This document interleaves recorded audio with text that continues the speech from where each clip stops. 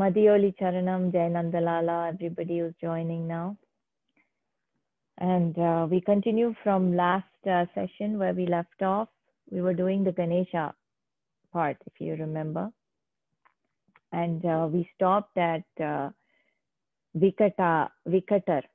Namaha. It comes, right? So that is where we stopped, Vikatar. And we went through all the fun things that he has done and how he put even Ravana, he cheated Ravana, right? He tricked him, and how the lingam was installed there in Gokarna, right? That was the last part we did.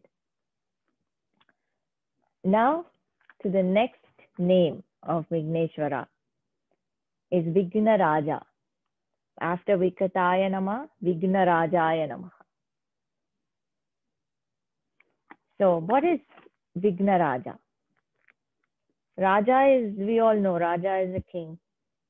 Raja is one who rules.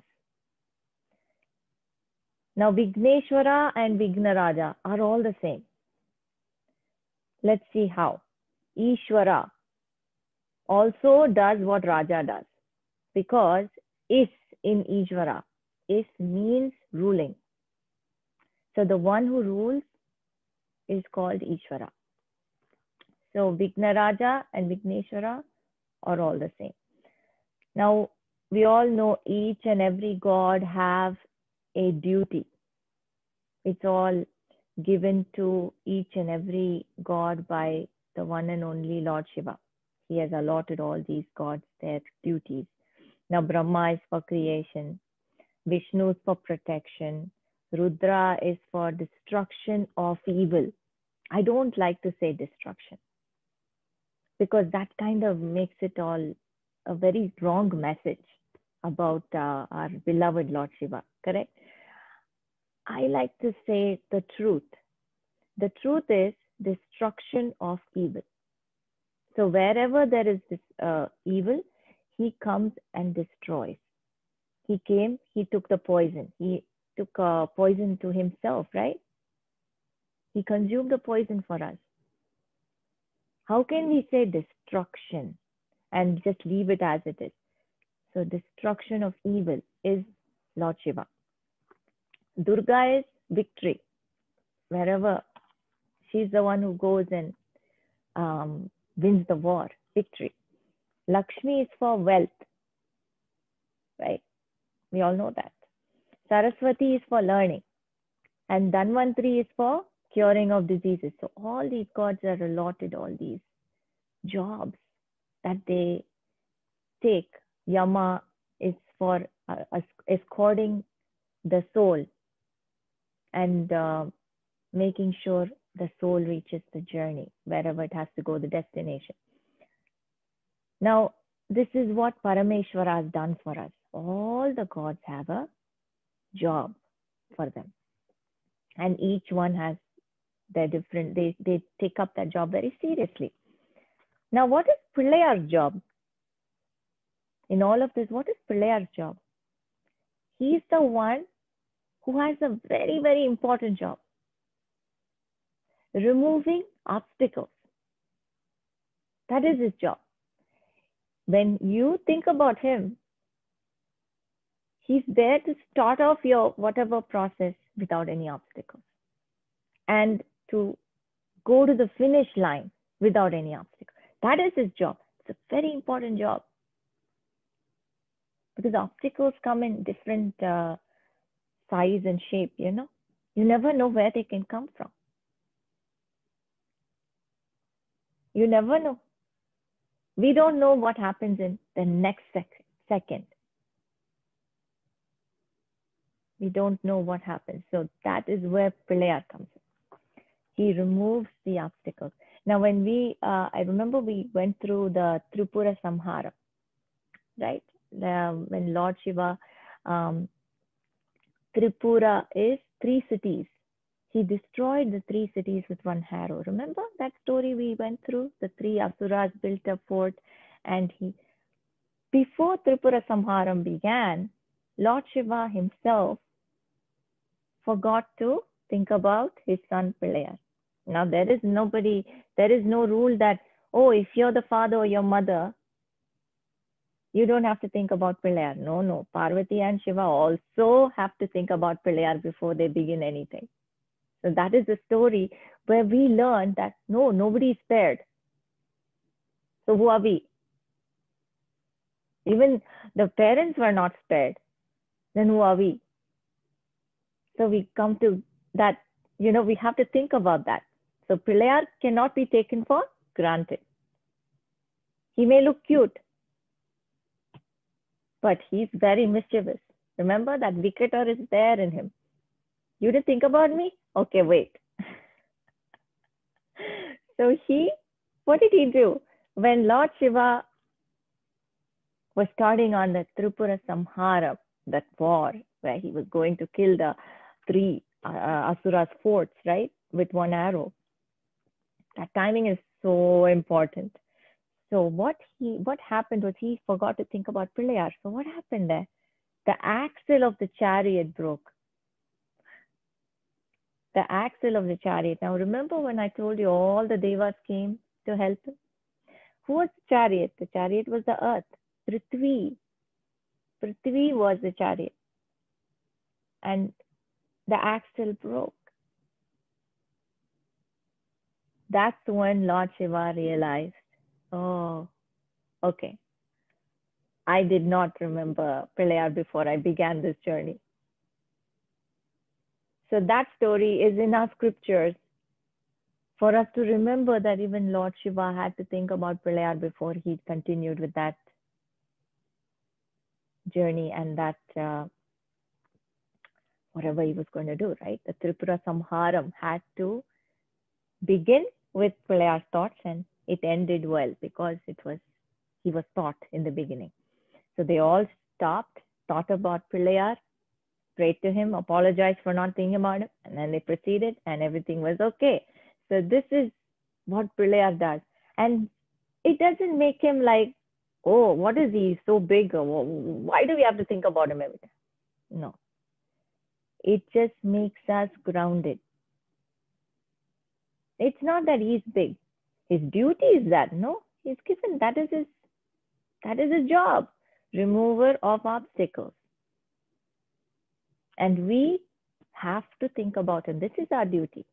And that makes us grounded. That's when we understand, okay, I'm not doing this. I'm not doing anything. He is making me succeed. He is doing it. So that I kind of disappears. When you think about Pillayar and you pray to him, God, please make sure that this job gets completed without any obstacles. We put aside our I. We put aside our ego. That is very important.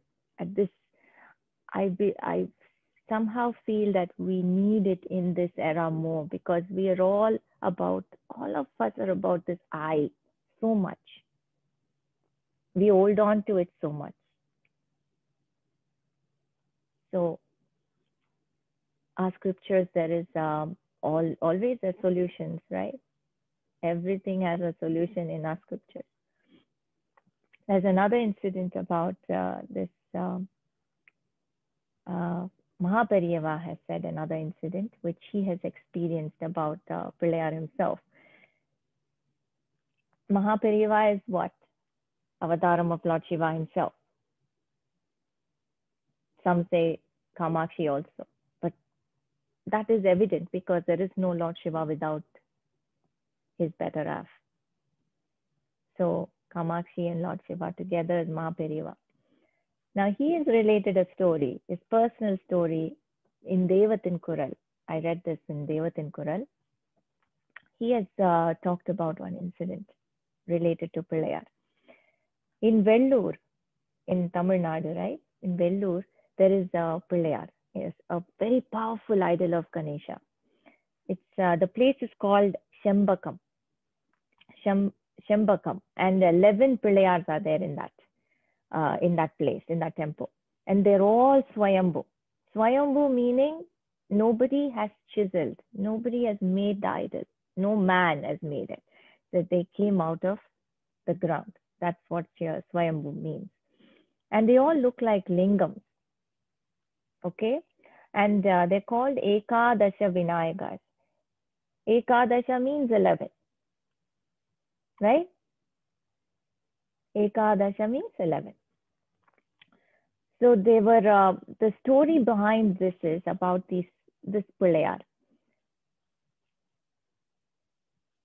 Is that one time, we're going way back, okay? How these Pillayars came to be. That is how these idols came to be. They were all buried underground at the beginning. And there was a minister, a chief minister, Maratha kingdom. A chief minister from the Maratha kingdom is called Tukoji. And he was passing by that route one time. And his chariot's axle broke. It was like somewhere in the close to sunset, you know. And his chariot axle broke, and he looked outside to see what happened, and there was blood. So he was very concerned. What happened? Did he hit an animal? Did he hit some human? He didn't know. Nobody was around. So he was very concerned that he couldn't see anything. So he couldn't move because the axle is broken. So he just stayed inside and he prayed to Vigneshwara the whole night and somehow fell asleep. And he prayed to Vigneshwara, like I said. So Vigneshwara showed up in his dream. He showed up in his dream and he said, "You don't have to worry, my friend. What you hit was an idol of mine. Your chariot hit an idol of mine. It is buried underground. You have to remove all of them. There are 11 of them. You remove all of them and you build a temple here." So this is what the Ganesha said to him in his dream. So he comes in his dream and he tells him to build a temple. Now he said, "Don't worry about hitting me in the head or anything, because that is why you see the blood. I wanted your attention. I wanted to get your attention. That is why I did this. So don't worry about hurting me or anything. Only because I willed this happened." You see how powerful that is? Because I willed, it happened. He picked his chariot. He picked that person. How blessed, how blessed. So he was so, just like I said, he felt so blessed. He was so overwhelmed. He woke up the next morning and he was so energetic. It's like, Ganesha came in my dream. I have to build this temple. I have to do this. I have to do that. So every arrangement was done to build this beautiful temple that is in Vellore today. So Mahapariva is talking about this temple. Mahapariva, again, back to him. He was going with his devotees. So before he started on his procession, he goes to a lot of temples, and people know about Mahapariva. He does not use any vehicle. He walks mostly, correct? So he walks and he goes to all these temples. So one of the journeys like that, when he was doing one of his pilgrimages, that time he had already prayed before he left that I will stop at Vellore and break a certain amount of coconuts, and then we will proceed to the other places, some 108 coconuts or something. He has prayed, okay, before he started. We all do that, right? We have to break coconuts before we leave, and we are breaking coconuts for Pillayar. So he has done the same thing. He said, I will stop at Vellore, break coconuts for you, and then we will proceed in our journey. Now, while they were in that vicinity, somehow everybody forgot, and Mahapariva also forgot about this Vellore stopping at this temple, Shembakam, okay? And they were continuing their journey past it without, remembering this. They didn't recall this, so they were just suddenly the elephant now. They have an elephant with them, and the junior Swamigal was sitting on top of the elephant.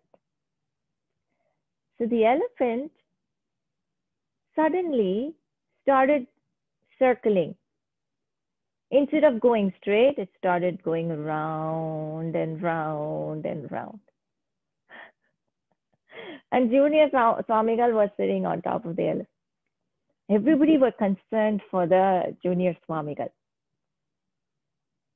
because the elephant is not acting normal and the Swamigal is stuck on top of this elephant, so everybody is concerned. What is going on? Why? The Mahout is trying to do everything possible. He's trying to coax the elephant with bananas and every kind of thing, coconuts, whatever. Nothing is changing the elephant's track. It's going round and round. And Mahapariva was like, what is going on?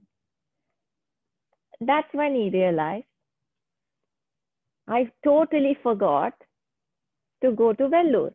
And that is where, this is the place they decide. That is whether they go left or right. So that is where the elephant is going round. So Mahapariva said, we need to go right. We have to go to the Vellore temple. And as we prayed, we have to break this coconut and we have to apologize to him for forgetting this. We cannot forget it. It is my mistake, he said. See, him coming out and saying that he made a mistake. That shows how humble he is. He says, it's my mistake. I am everybody's guru. If I make a mistake, then what is the point? I should have remembered. And yes, Ganesha gave me one whack. And that is when I woke up, he says. So that is when I realized I have to go and do what I had told him. I had promised that I would go break coconuts for him, and here I am, happily I forgot. So this is how, and then what happened? Everybody said we are going to go right, and that is when the elephant was fine. He started going right. So you see how Pillaiyar has control over everything? That elephant became Pillaiyar. Oh my God. Pillaiyar's incidences are so cute and adorable. I can't stop laughing. It's incredible. Now again, of course, everybody's happy. They come to the temple, break the coconuts, everybody's laughing. And this is like, they share this incident in a very funny way because, yeah, any incident to do with Pillaiyar is funny. Even if we have experienced something, it is funny how he teaches you a lesson. He's never serious. He's not serious. That Vikatar is so apt for him because even teaching a lesson, he does it with a humor in it. Why make the elephant circle around? Think about it. That is funny when you think about it, right? Elephants are very intelligent. So, that was taken over by Pillaiyar. So, that is again, the obstacles are also created by him only, right? And the obstacles are removed by him. So created to remind us, hey, forgetting something, and removed immediately. So that is the cutest form. So that is why in the Stotram, in the Ashtotram, we say Vigna Karta. Vigna Karta is what? Who causes the obstacles. Vigna Harta is coming next. Vigna Karta, Vigna Harta. Harta is the one who destroys obstacles. Just what he did. in all the cases with his father in Tripura Samharam, Vignakarta, Vignaharta. Same with Mahapariva. Okay, Vignakarta, Vignaharta. Just to remind us that to be humble. No, it's not you. It's not you who's doing it, right? That humbleness, that thing that, okay, I have to think about Pillayar first. So if we don't think about Pillayar first, then he becomes the Vignakarta. If we think about Pillayar first, then he becomes the Vignaharta. So we have to decide where we want to be. So Vigna Raja is because of this. This is like the very essence of every job, right? It's like no job gets completed without Pillayar. That's why he's Vigna Raja.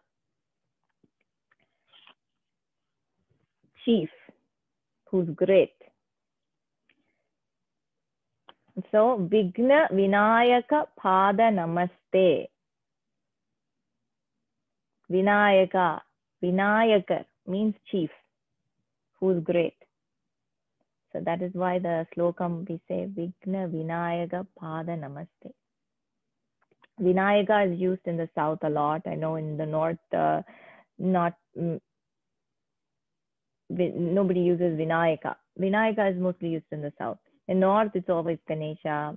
Even when we say Chaturthi, they say Ganesha Chaturthi. We say Vinayaka Chaturthi. Correct? So that is, but Nayakar is mostly used in the south, and Nayakar is chief.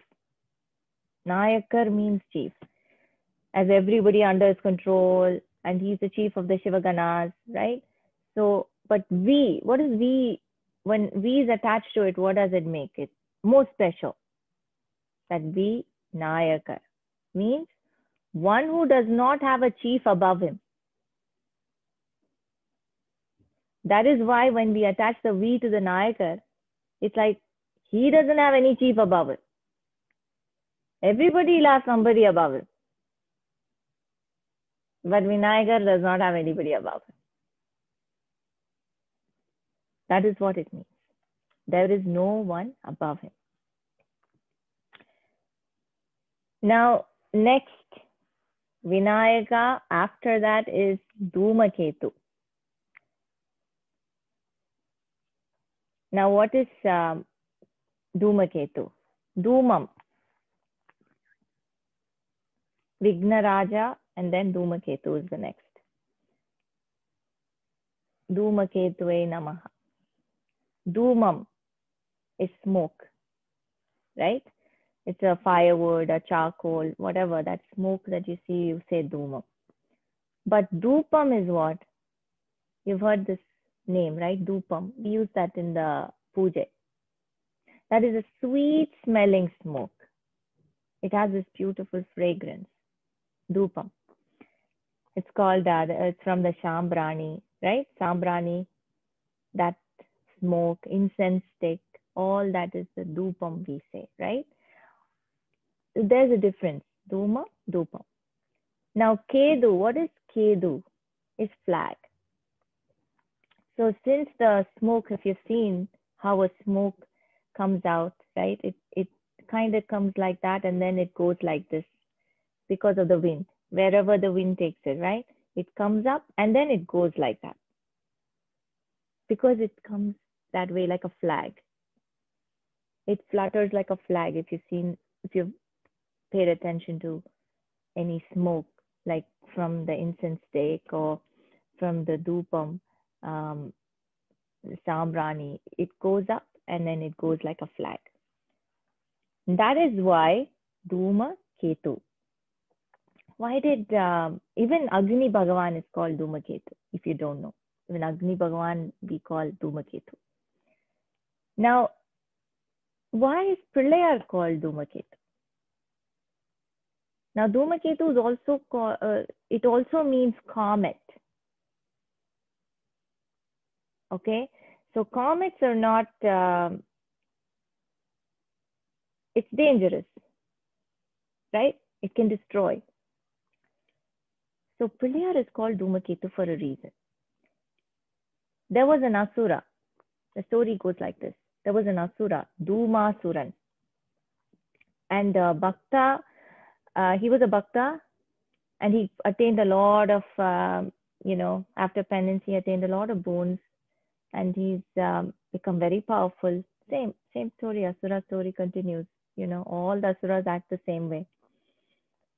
Now he got to know that there is an avataram that will kill him. Just like for Kamsa, right? He got to know the child is going to kill him. The Krishna, Lord Krishna is going to kill him. Just like that, he got to know that there is a child growing in a queen's womb. That is an avataram of Lord Vishnu that is going to kill him.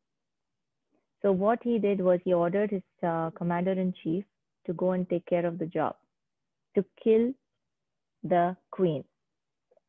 Now the commander-in-chief comes to the palace and he saw this queen sleeping. She had the stomach, visible stomach, right? She's carrying the baby. He didn't have the heart to kill a pregnant woman like that. I don't know. Even that is given by the God, right? That kind of sympathy, that kind of compassion is given by the God himself. At that moment, for an Asura to feel like that is definitely God-given. He felt he should not kill her. So what he did was he transported the whole bed in which she was sleeping to the middle of the forest, and he put it there so that he can just come and tell his king that he's finished his job. Obviously, a pregnant woman cannot save herself from the middle of the forest. She's going to eventually die, but he didn't want to kill her. So he left her in the middle of the forest now. She woke up in the middle of the night and she saw herself like in the middle of nowhere. She didn't know where she was.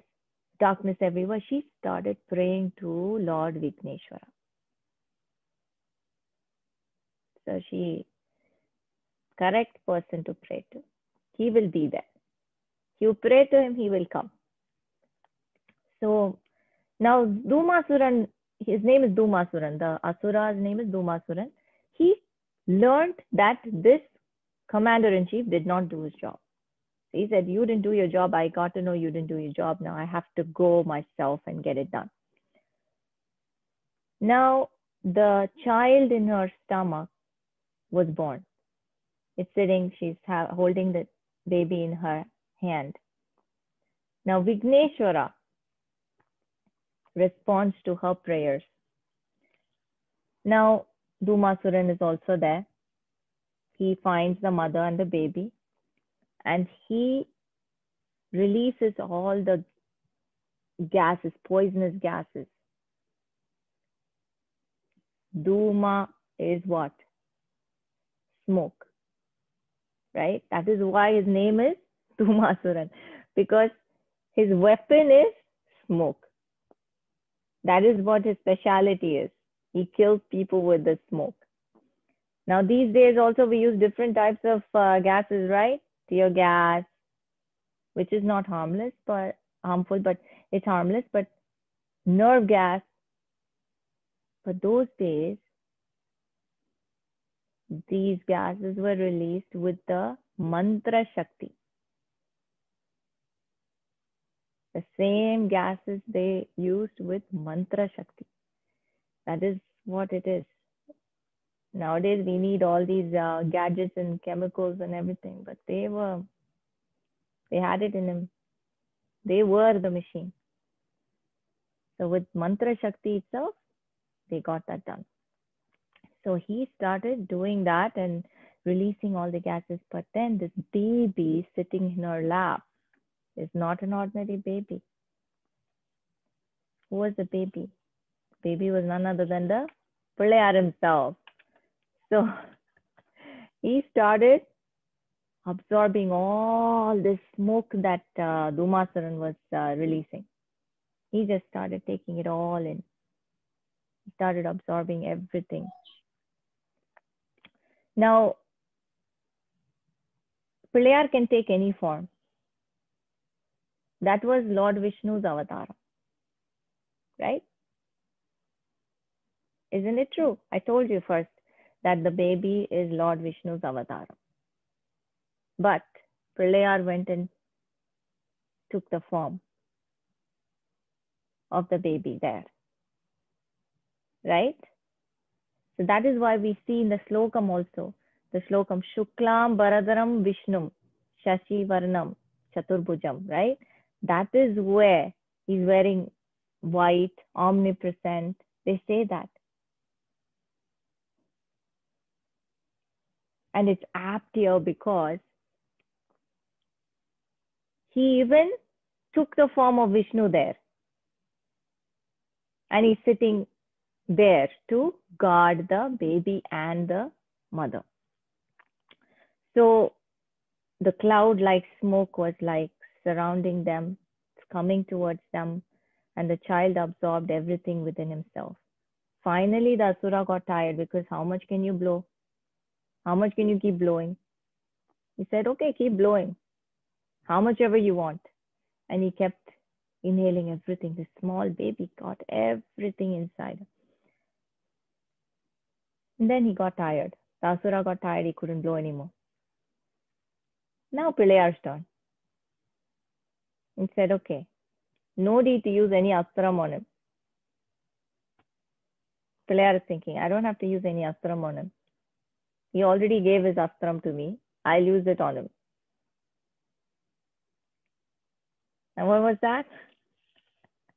The smoke. So he started firing back that same smoke towards Dhumasura, which he had collected, right? Whatever he gave him, he threw it back all at once. It came with full force back to Dhumasura. And immediately, Dhumasuran couldn't control that. His same weapon, Pilayar used the same weapon to kill him. The same weapon that made him powerful. The same weapon that made him have so much ego. He tried to conquer everything. Dhumasuran was his name. That same weapon. He got even the name because of that power, right? See how beautifully our scriptures tell the whole story outright.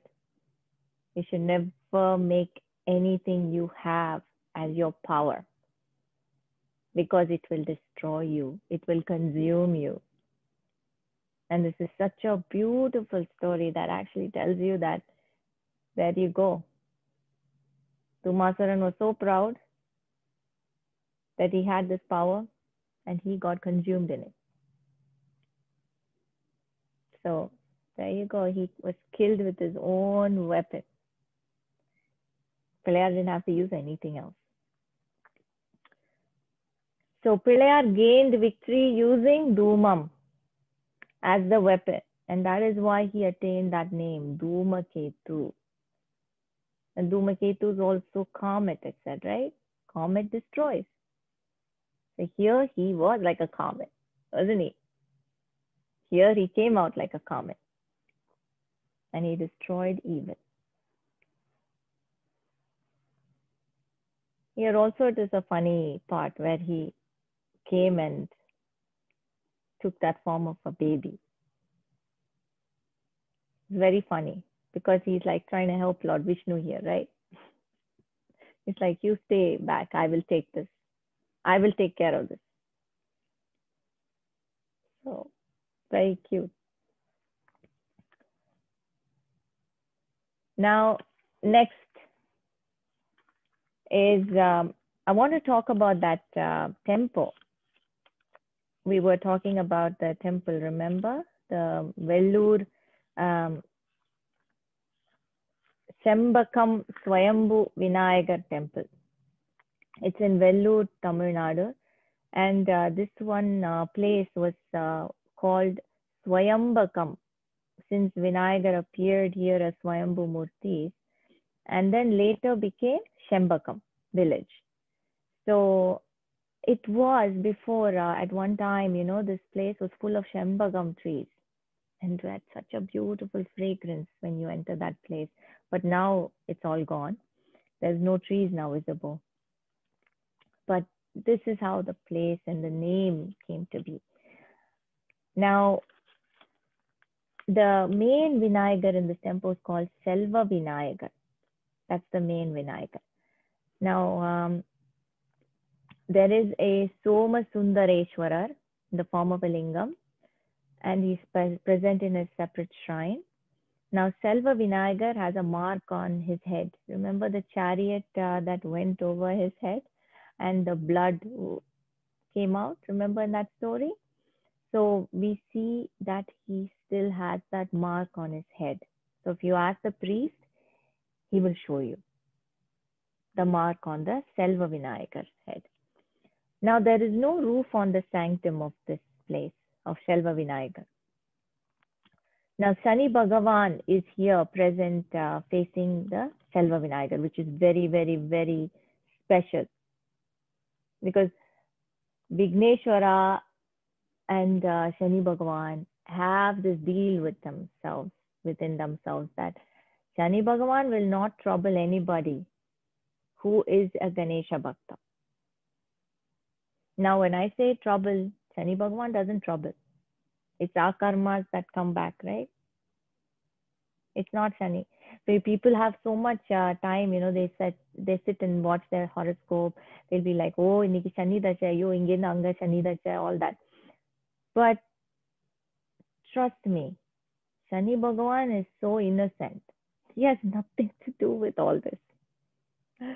Nobody would have told you. I'm not breaking any of your astrological horoscope, whatever interest you have. But this is the truth.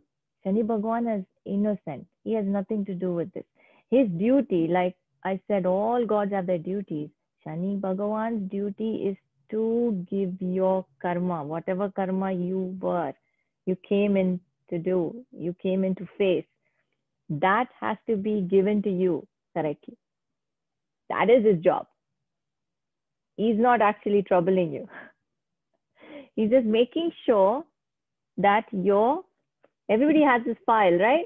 When you go to work, there's a person who gives you a file. Oh, yeah, this is your job for today.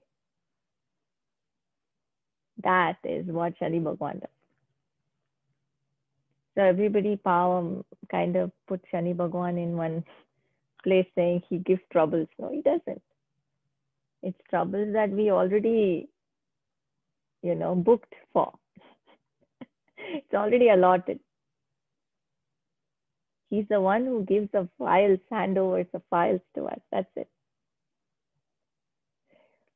But the beauty here is Shani Bhagavan will make sure, same thing, that the karmas are made easier for you. That is our feelings. That is, we can take it easily. The power, the strength is given to us. So if you pray to Vigneshwara, he will not come and interfere in that. Vigneshwara will make sure that you have the strength to withstand whatever is given to you. Karma is something that no God can dissolve or make it disappear. No, we have to go through our karmas, and that is why we're here. But Vigneshwara makes sure that we don't feel the pain. That is it. So, and Shani Bhagavan will cooperate in that. So there is an understanding there. So Shani Bhagavan is not a bad person. He's not a scary person. A lot of people get scared. A lot of people are scared of Shani Bhagavan. Ambal herself has said it in her one of her meetings, and Sri Amma has said it, that Shaniya paathu bayinda kudadu. So exactly what it is. Shani Bhagavan is someone we have to respect, that he has the hardest jobs ever. Going and giving somebody's files which has all these, you know, different problems that they have to face. It's not easy job, right? Huh? Every day's hardships is given by him. He's just giving you the file that belongs to you. It's the hardest job. And we have to see, today I'm talking about him. It's Saturday. And that Saturday is Shani Bhagavan's day, right? I think he'll be happy. One person is talking for me, he'll be thinking, right? So yeah, here Shani Bhagavan is placed facing the Selva Vinayaka. That combination is very good. They work very well. And the silver kavacham was made about 75 years back for Selva Vinayakar, and covering him fully. This kavacham covered him fully. But now it covers him only 2/3, indicating that he has grown over time. Think about it. The same kavacham, so old it is, the kavacham is very old, but now it's covering him only 2/3. So they have not discarded that kavacham or made a new kavacham because they want to show the people that this is not an ordinary Vinayakar. This is a very powerful one. He's growing over time. So that is incredible. So that is something about this temple here. Now the next one is Ganadhyakshar. Ganadhyakshaya Namaha. Ganadhyakshar means what? Adhyakshar means the one who supervises, the chief. Just like Vinayakar, I said, right? Same thing. Head of the government. Adhyakshar is head of the government. Now, Ganadhyakshar is also very similar to Ganadipati. Ganeshar. Ganapati. Gananadar. All this comes under the same meaning. Now, Parameshwara has made Ganesha the head of the Bhutaganas. Correct? And Subramanya, that is Kartikeya, as the chief of the Devaganas. So, Gajananam Bhuta Ganadi Sevitam. Remember that slokam? That's exactly what it is. He is the head of the Bhutaganas. Now, Ganesha, the tantras say that in every yugam, Ganesha tantras, in every yugam, Ganesha has a name and a form. They say that his name in Kali Yugam is, guess what? Dhumaketu. So in this yugam, every yugam he has a different name. This yugam is Dhumaketu. I think for Kali Yugam, we do need a Dhumaketu. Don't you agree with me? Everybody is making all these weapons. We should have Dhumaketu with us. Now, he is the color of smoke and has 2 hands, and he rides a horse. This is his avataram in Kali Yuga. Now, Satya Yugam, that is the first Yugam, right? He is Vinayakar, the color of Jyoti, 10 hands, and lion is his vehicle. And Treta Yugam, he is Mayuresar, white color, hands 6. He has 6 hands, and Mayureshwar is peacock is his vehicle. And then Dwapara Yugam is Gajanana, and his color is red, and he has 4 hands, and the vehicle is Mushika. Now, we have to know all these avatarams, but the main thing is what he is in this Yugam.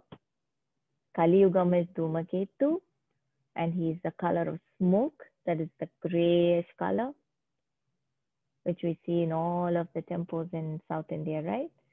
That is his color, and he has two hands and he rides a horse.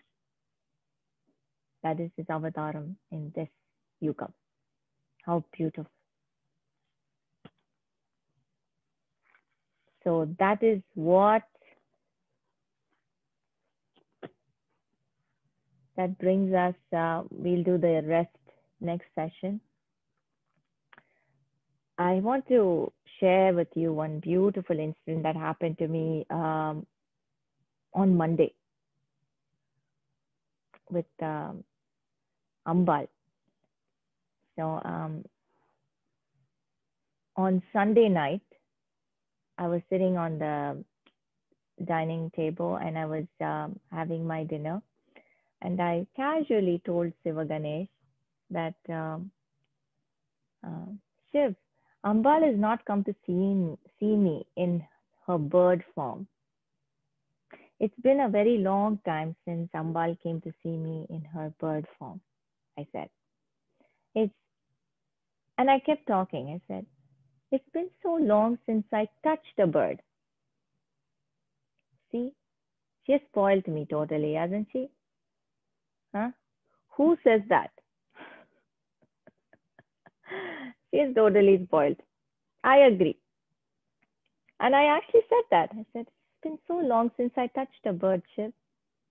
And he just nodded his head. Yeah, correct, correct.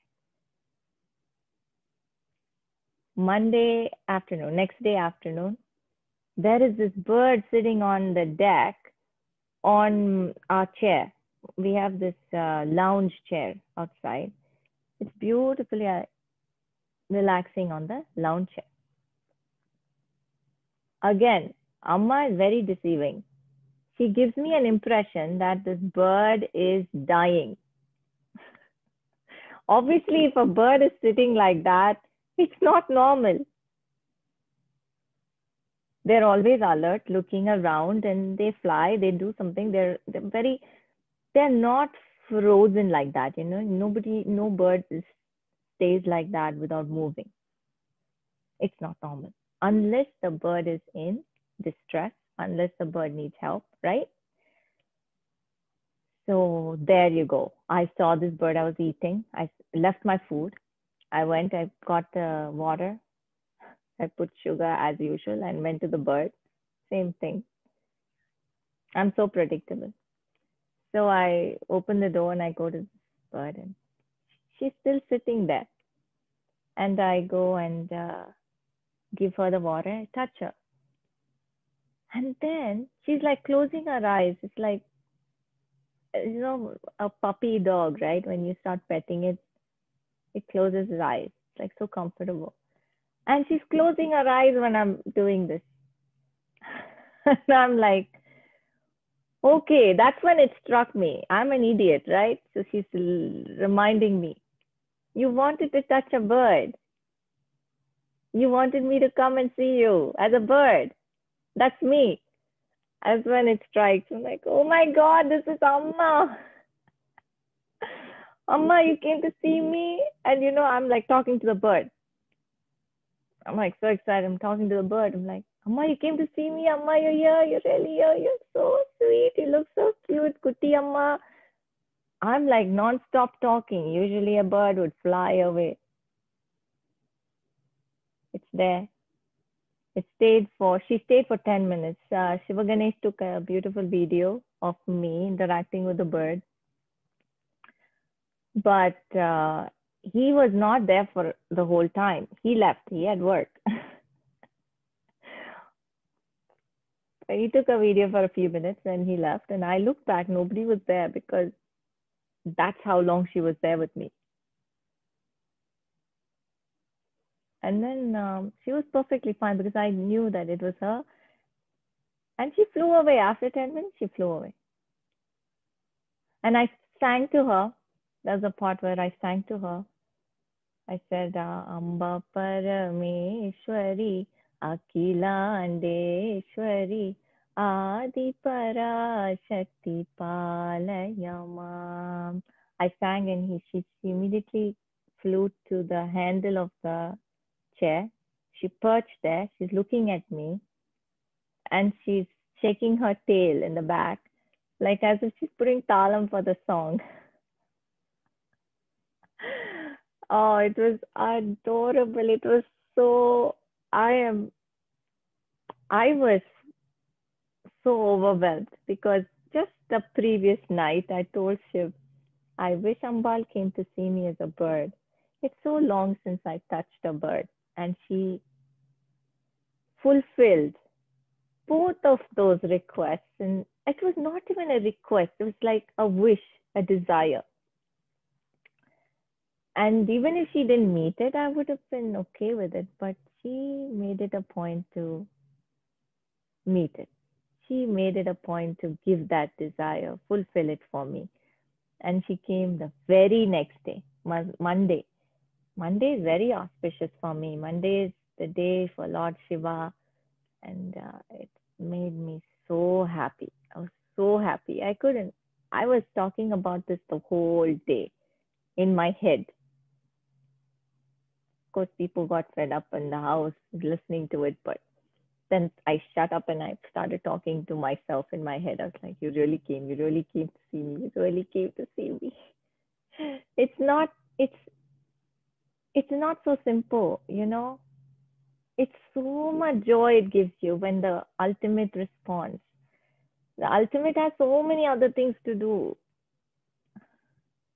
And all of that madness in this time when there's so much chaos around, she listens to these small desires. It brings a tear to us. After all, she's calling me. I'll go. That's enough. I didn't even go and tell her. I was telling Shiva Ganesh. But she's inside here, right? She can hear me. உனக்கு அவ்வளவுதானே வேணும் வந்துட்டு போனா போச்சு. She came. So, well, whoever's in the WhatsApp group will get the video. I will share the video with all of you. And yes, this is something I wanted to share with you. It brightened me